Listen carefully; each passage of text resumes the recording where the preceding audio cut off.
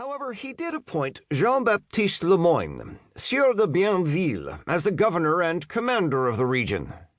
Bienville had been in Louisiana for 20 years and, with his brother Iberville, had played an important role in the early exploration of the area. He knew Louisiana well, and while he accepted his appointment to the governorship, he also suspected that Law's plan was an elaborate scheme. He had repeatedly told his superiors in Paris that there were no gold and silver mines in Louisiana, and that the few pearls to be found in the Gulf of Mexico were worthless. He urged the French government to abandon its search for riches and focus instead on the development of agriculture in the rich lands of the Mississippi Valley. But his recommendations were dismissed because they provided too slow of a method of garnering the boundless wealth that the French were certain Louisiana had for them. Bienville accepted his position and, while suspicious of Law, hoped that he would soon have the authority to carry out the projects that he felt would truly develop the region. Bienville's commission arrived in February 1718, and soon after he led 25 convicts, carpenters, and a few adventurers from the Illinois country to a crescent-shaped bend in the river that he had surveyed nearly 20 years before as a good site for a settlement. In a cypress swamp that was teeming with snakes and alligators, he set his men to work clearing the forests and building sheds and barracks. He named the new settlement Nouvelle-Orléans, in honor of the French regent, the Duke of Orléans. Work was soon underway, and Bienville sent the directors of the Mississippi Company glowing descriptions of the climate in New Orleans, the fertility of the soil, and the many other advantages of the site he had chosen for the town. Other French officials, however, felt less optimistic about the site.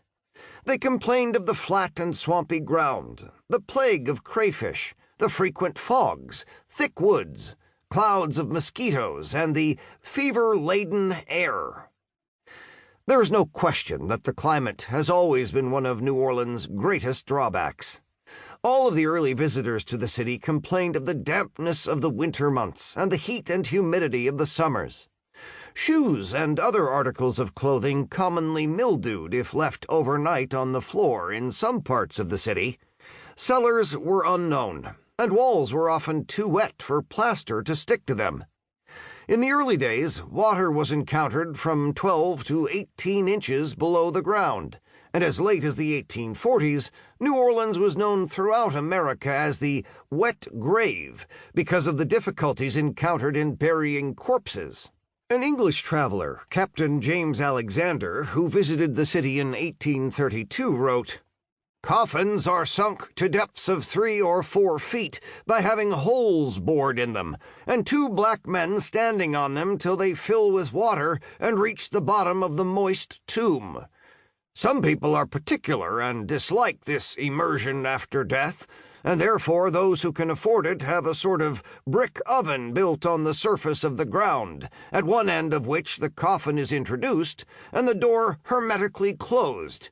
But the heat of the southern sun on this whited sepulchre must bake the body inside, so that there's but a choice of disagreeable after all." In those early days, the tradition of the above-ground tombs began, and it still continues today. Development of the city began that year, but work was slow thanks to brutal heat, the rising and falling waters of the Mississippi, and a shortage of men and materials. While Bienville was struggling against the elements to build a city, John Law had started the next phase of his plan. With the aid and encouragement of the government, he started a land and stock-selling campaign that soon sent all of France into a frenzy of speculation.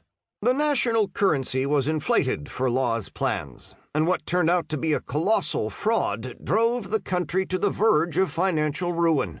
Law had nothing to back his stock except for inflated promises of the immense profits that Louisiana was going to produce. But to start the flow of wealth, Law needed colonists, and he was having trouble getting them. He had promised his investors that he would have a colony of 6,000 settlers and 3,000 slaves by 1727. To get them, the government began ransacking jails.